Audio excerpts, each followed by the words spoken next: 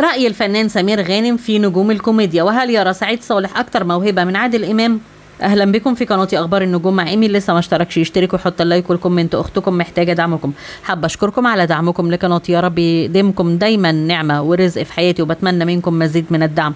الحضور الراقي المحترم. راي الفنان الكبير الراحل سمير غانم في امين الهنيدي. قال عن امين الهنيدي: امين الهنيدي ده مشكله انه بيمثل وعنده طبقه واحده، ده ما يمنعش ان كان دمه خفيف. انا عملت معاه فيلم من انتاجي، واخدت امين الهنيدي حبا فيه، وكان اخويا مريض وقتها وانتجت الفيلم عشان كنت ملتزم بفلوس، والفيلم حقق نجاح كبير. الفيلم هو احنا بتوع الاسعاف، وكان الفيلم فيه لبلبة واكرامي ونجاح الموجي. وقتها دفعت له لإنتاج الفيلم 30,000 جنيه. أما عن رأيه في الفنان محمد عوض، قال: أنا بموت في أخلاق الراجل ده، لأنه كان بيبتسم لكن ما كانش بيضحكني، كنت بشعر بتبته. واللي كان بيسنده على المسرح هو وجود عبد المنعم مدبولي، كنت بحبه جدا، عشان كده ما كنتش بروح المسرح، كنت بخاف اروح وما اضحكش فيزعلوا. اما عن الفنان الكبير محمد صبحي، فقال الفنان الراحل سمير غانم: انا بلقبه بالاستاذ لانه المفروض انه يدرس ولا يكتفي بالتمثيل والاخراج، لانه دارس مسرح كويس جدا ومخرج هايل ودارس سيناريو، وانا اشهد له لما كتب مسلسل يوميات ونيس كان عبقري، وكمان له طريقه مميزه في الكلام في مسلسل سنبل والعالم كله قلده.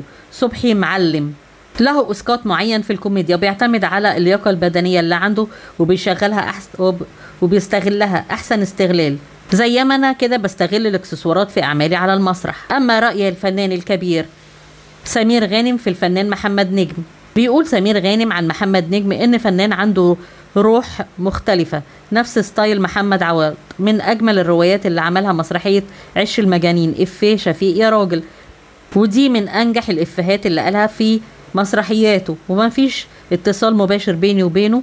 اما عن الفنان محمد هنيدي، فقال هو نفس مدرسة محمد عوض اللي بتعتمد على طبقة صوت واحدة، ولكن التلاتة دمهم خفيف. أما لما اتكلم عن الفنان عادل إمام، قال الفنان عادل إمام، واتسأل وقال: هل الإيرادات مقياس نجاح النجم؟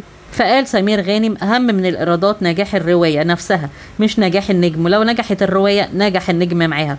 في مسرحيات ما بتنجحش ولا بتحقق إيرادات ومعاها النجم مش بينجح، يعني نجاح الرواية هو الأهم. واللي أنا متأكد منه كويس إن عادل إمام ما عندوش رواية ما نجحتش. عادل إمام عنده روايات فضلت تتعرض لمدة 8 سنين، يعني أنا أكتر رواية نجحت معايا فضلت 5 سنين. ونجاح المسرح والمسرحية باختلاف وبحسب ذوق الجمهور، لأن الجمهور أذواقه مختلفة.